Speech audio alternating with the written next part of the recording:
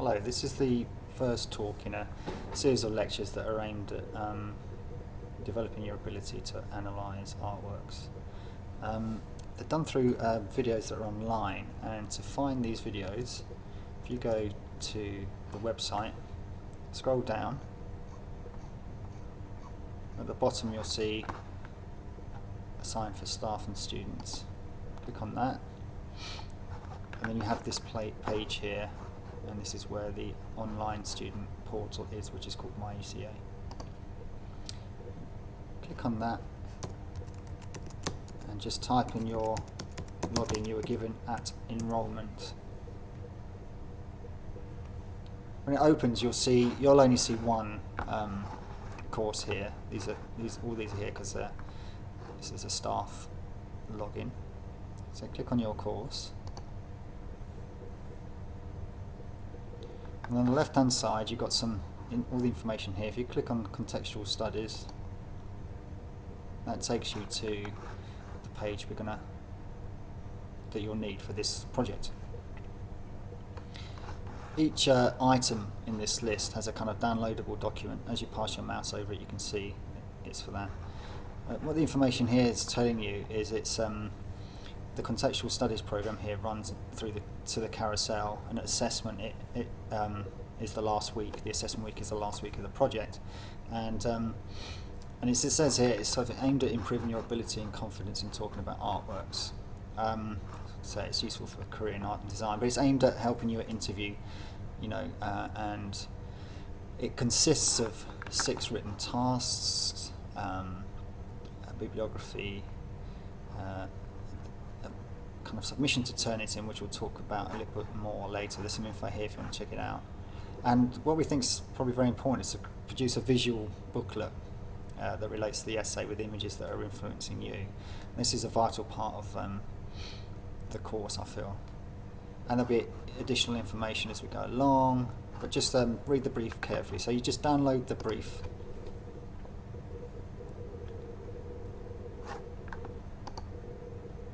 Open it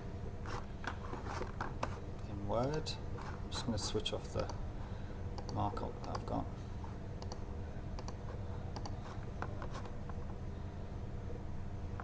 Okay. So here's the project. The rationale for it is the ability to write, think, and talk about art and design. It's vital to career in art. This is how we feel. It develops your ability to write and think critically about art and design. So this is the foundation brief. I'm just using this because this one's ready, so it has all the aims and evidence and criteria. So make sure you read through that. So this first 6 weeks of the term, you'll set a series of written tasks. So this is the introductory task. So you have to kind of watch this video and then come to the lecture, and then you actually do the task in the lecture. Okay, so have a look through this brief. If you've got any questions about this brief, come and find us. So the tasks are here, and the deadline is for the 4th of November. So the first day of your specialism is kind of when this Contextual Studies program ends. And as I say, we use these short tasks just to help build your ability and understanding of what's required of you for the course, generally to be able to talk to people about art and design in a sort of really good way, but also to help you with your sort of academic, that whatever course you do, there'll be an academic element to it, and it's aimed at kind of improving your confidence to deal with that if that's necessary for you. So I think it's useful for you to be able to develop a way of looking at, thinking about and writing about art that shows you can analyse art, I suppose, in an intelligent way. And it's much better than just saying you like something. It's about breaking down how you can look at what you're seeing, talking about that, and what often happens in that sort of process, it helps you kind of, advance your work more quickly, if that's the good way. You tend to progress faster because you kind of understand more what's going on within your own work. So I like Terry Barrett's idea of a way of breaking down, talking about art. He says that you know it's describing, you know, it's very important to kind of describe what's there, and then that's the thing that you can interpret, and then you can sort of evaluate that, saying is that any good? Evaluate is like the judgment, and then you can kind of compare that, and I think that's what this short lecture series is about. It's about looking at these four kind of, I don't know, categories I suppose, or sections, and getting you to kind of look at them specifically, writing short essay tasks of about 100, 200 words. They don't have to be much longer than that really, and then they're all combined together in an essay, and that's accompanied with this kind of visual booklet. So it's a good idea to kind of keep questions in mind like this that might help you understand. So the description is kind of, as I said, about seeing what's there, and then thinking about that in relation to what it might mean, or what the artist might think it means, or how you interpret that, the meaning of that. It's kind of open. A lot of artwork is open to interpretation.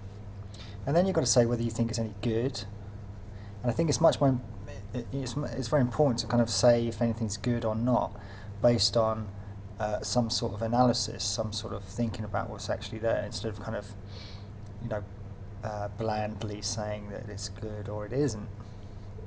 And then you can kind of base your judgment.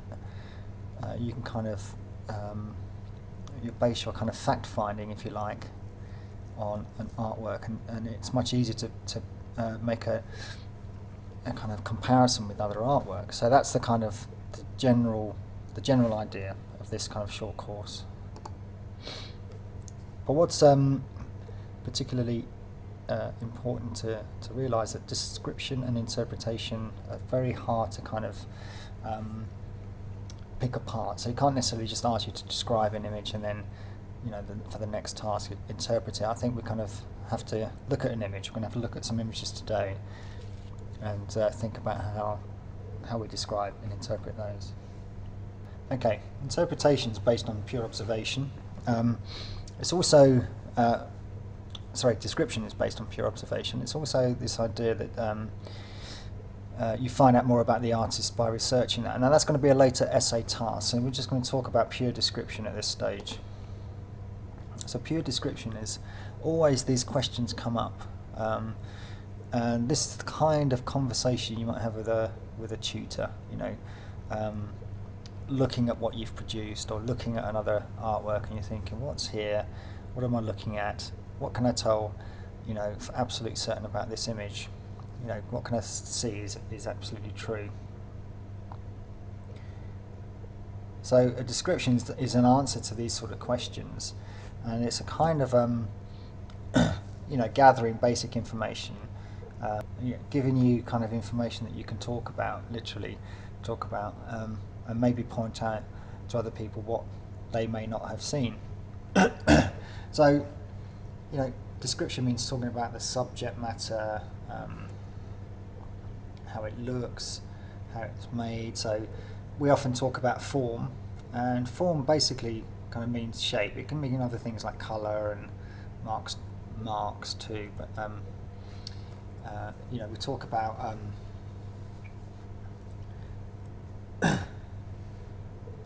things that people can look at in an artwork and kind of check for themselves. So they can look at something and say it's made with, it's made with paint, or it's made of wood. There are people in there, or there's a landscape there, or there's certain colours in there, or certain shapes, or certain marks.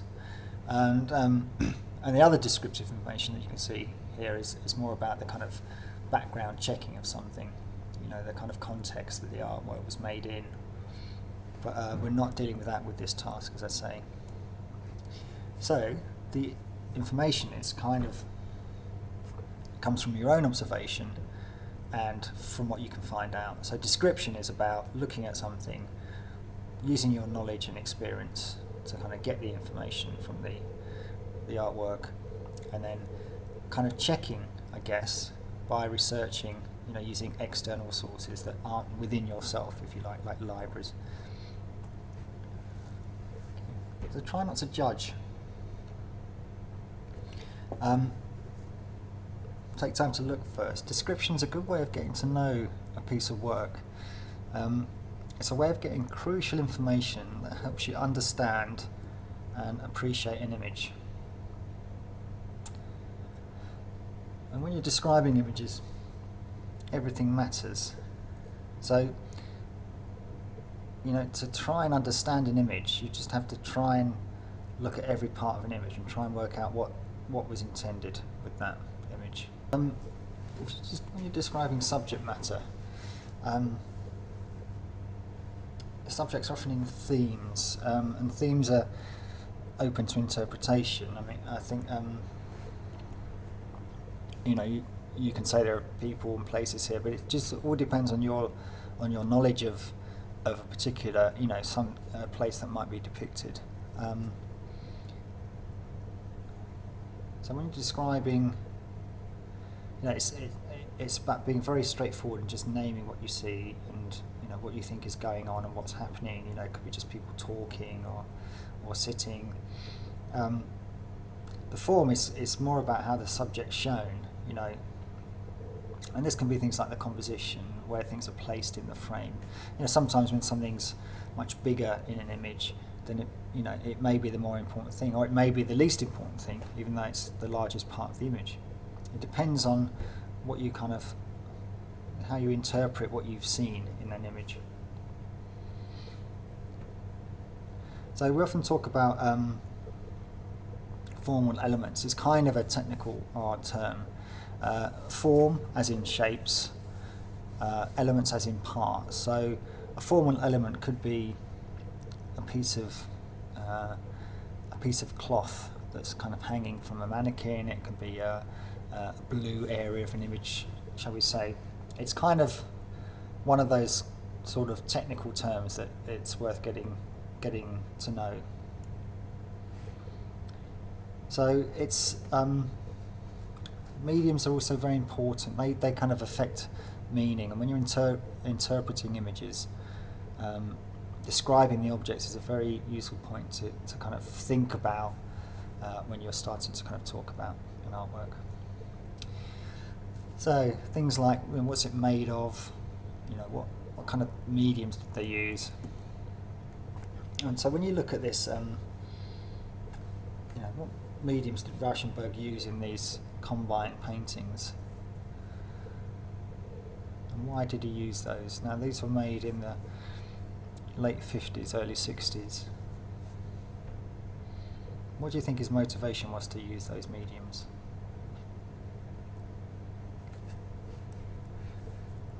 He's used paint, he's used real objects that have been found, like a bed. There's wood. It's been used for something else. So there's stuff that he's found lying around. There's a stuffed goat. There's a tire. So with interpreting images, relationship between description and interpretation is circular. They kind of go hand in hand. As you look at an image, you move from part to whole, from whole to part. The whole thing makes sense in terms of its parts. So this is an image by Rauschenberg from 1963 called Estate. Interpret an image is to make sense of it. It's a mistake to interpret without giving enough time to an image. To interpret it is to see it as representing something. So, like in the classical kind of portrait, it would be representing a person. It could be a response to something. Say something's made an artist or designer kind of upset about something, and they want to kind of see if they can kind of make an artwork about that, or it could be about expressing someone's opinion about the world, expressing something, or it could be about something, say like a a novel is about a particular subject. It could also belong to a certain tradition. This is an idea that people might work with ideas that have been around for a long time. So people might work with the idea of landscape, or with the still life, or they might work with the idea of sequences. So there's a kind of sense that people are kind of picking up on other people's ideas from the past, but making them new, pushing them forward, playing around with them. So to interpret something is to make meaningful connections between all the separate bits of an image, the separate elements of an image. So to interpret something is to tell the point, see what an image means, or what kind of sense do you get from the image? What do you sense about it? What do I mean by sense? I mean, I guess sense means that you might be trying to say something about a lot of different things, but you get the sense that they're saying something, particularly as Rauschenberg, about the city. The tone. Now, is the tone very, it could be very light, it could be very dark, it could be very kind of in your face. And the mood of an image. What kind of atmosphere does an image give? Is it busy? Is it quiet? Is it gentle? Is it aggressive? Is it angry? And all images, if you can think of them as metaphors that need to be worked out, need to be understood. A metaphor, the term in the dictionary is an implied comparison between unlike comparison. So it's about making connections between things that are very different and deciding why the artist did that. What point do you think the artist was making when he put, or she put that with that, or this over there, or decided to make things a certain sort of way? So visual metaphor. So that's the thing that's really difficult to get your head around with art, I think, is that a lot of what you're looking at is kind of there's a lot of stuff in images that's kind of showing you something, but also suggesting something. So you may be a certain, say for instance, an architect clads a building in a certain kind of ceramic tile.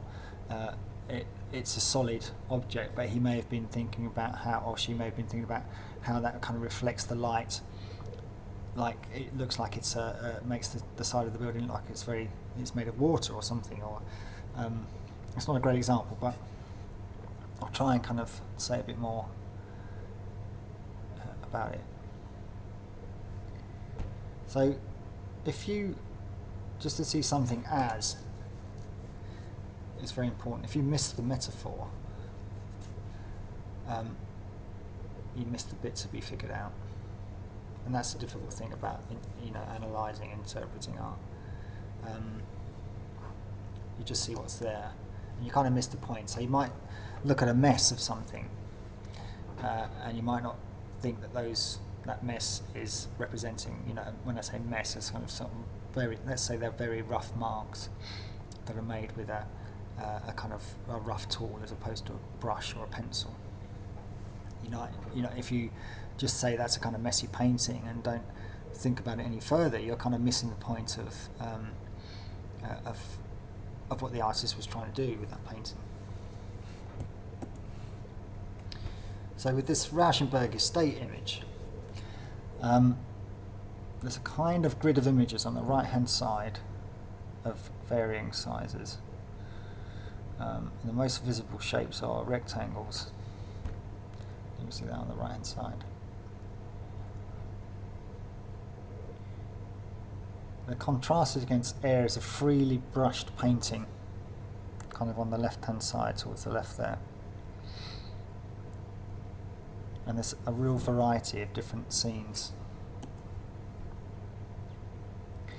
some of the images lean over at really dynamic angles, and some of them are kind of copied several times. This isn't a great reproduction, apologies for that. But sometimes overlapping, the images are overlapping or they're overlaid. They're laid. There's kind of a sense of layering going on there. There's a signpost that dominates the top of the painting, just here. It's telling us to go in two different ways, and there's the stop sign there as well, and there's an air raid shelter sign that points in yet another direction. There's an everyday modern building which is next to a decorative corner of a 19th century building, so this is kind of this area here, I suppose, which is more kind of complicated, more sort of ornate. You can see the kind of extra bits there, whereas this building here is kind of flat and more modern. So he's kind of put these two different things together, very close to each other. Another contrast is between the architecture and the Sistine Chapel. So you've got the architecture here, and this image here is a kind of taken from the Sistine Chapel, which is a famous chapel in Rome, part of the Vatican, that was has been decorated by Michelangelo. And it just seems to be like a jumble of bodies that are in there. There's also printed an image of a clock over the top of it. And there's lots of images of buildings in Estate. A lot of them are from one image, kind of silkscreen in different crops and different combinations. There's also an image of the elevated highway that was built between 1953 and 1958 in the area that this image was made. And at the bottom of the painting there are 3 water glasses. There are also kind of 3 birds on the left-hand side here.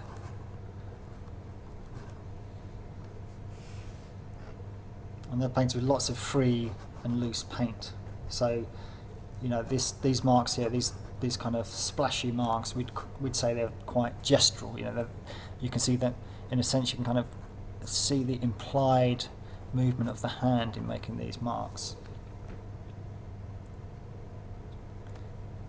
So what sense can we make of this painting? What point do you think he was trying to make? There are lots of different buildings close together. Water's represented. Birds are represented. There's lots of contrasts. There's this image of the Sistine Chapel combined with a clock and a modern building. There's modern stuff like the elevated highway and buildings. There's old stuff like the old buildings in the Sistine Chapel. There are birds that aren't stuck in one place. They kind of fly around, and there's water which falls from the sky. And generally speaking, the kind of place we're in is definitely urban. It's definitely a city, and there's a kind of great deal of high contrast tones in here. Lots of strong colours, and the whole image seems to have a kind of lively feel to it. In a sense, maybe the whole image is a visual metaphor for the idea that the modern city, the amount of variety that a modern city can offer people. So this image is, it looks like New York. There's a kind of image of the Statue of Liberty here. These sort of buildings, I mean, they kind of could be anywhere, I guess, but this is definitely a kind of urban city. So when you see these kind of buildings sort of sticking up like this, it kind of makes you think of the tall buildings that they have in parts of American big cities, particularly if it's got an image of the Statue of Liberty. It's probably New York.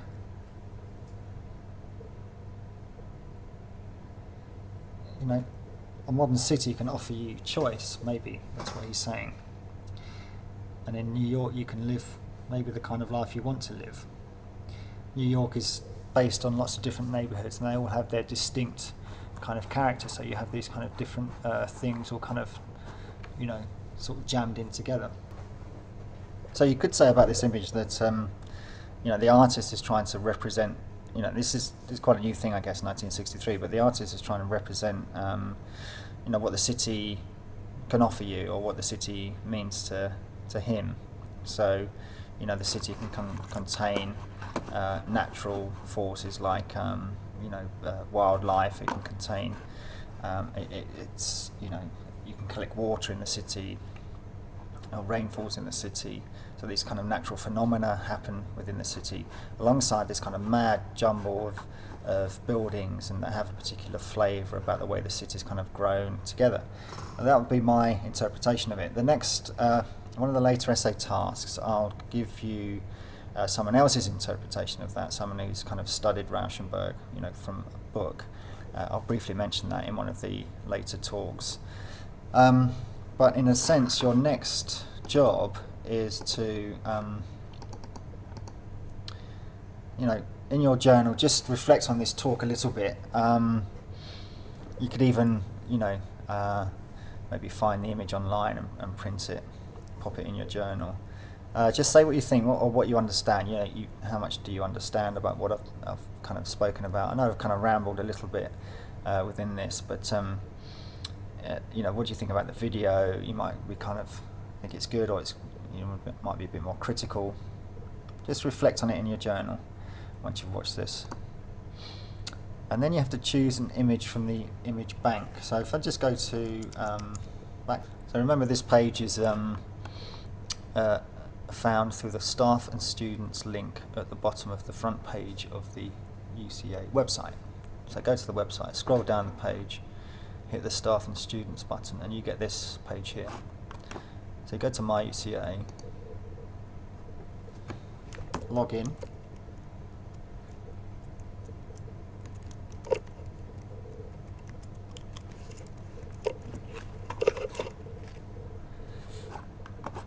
go to your course,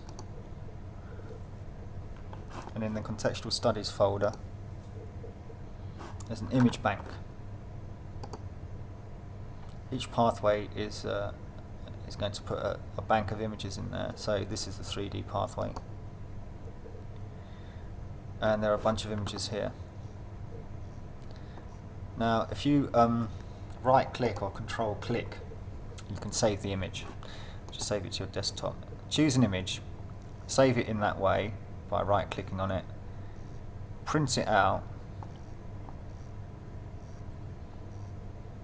and you have to choose from one of these. It should be about 50 images in total once we have the whole image bank up and running. So you've got to choose an image from this list, and Katie, the 3D pathway tutor, has also provided a Word file that goes with that, just to give you a bit of background about that image, or those images that she's put up online. So going back to the PDF, choose an image from the image bank, print that image and bring it to the CRAG. Now I think the first lecture is on Tuesday afternoon. That's the only time we could get the CRAG, which is the main lecture theatre here, at 1:30. So if you congregate there at 1:30, the rest of the lectures will be, or the lecture sessions, because there's no lectures in the actual lecture, the session is there for you, the lecture session is there for you to write your essay task. If you bring that image to the CRAG, then we can talk about those images and assist you. I'll be there to assist you to write your essay tasks. Now, after viewing the film, if you've got any queries at all, send them to me and I'll answer those queries in the session. Okay, so a lot of you might have the same kind of queries, and I can kind of have a kind of bullet pointed list. But basically I'll be there to kind of help you, just wandering around there'll be the whole of the course there, so it can be busy. We'll be chatting about the images maybe in discussion groups, to kind of get you to think about what you're going to write. But basically, if you kind of handwrite your responses to the essay tasks and then type those up in your own time, then each task can be presented, finished in that week, and be presented at the end on the 4th of November as part of your submission for this short Contextual Studies course. Okay, so you don't have to rewrite the whole essay at the end. You can just write the task once a week, each week, and then hand them all in together, as I say, with this visual booklet, a bibliography, and a Turnitin report. Okay.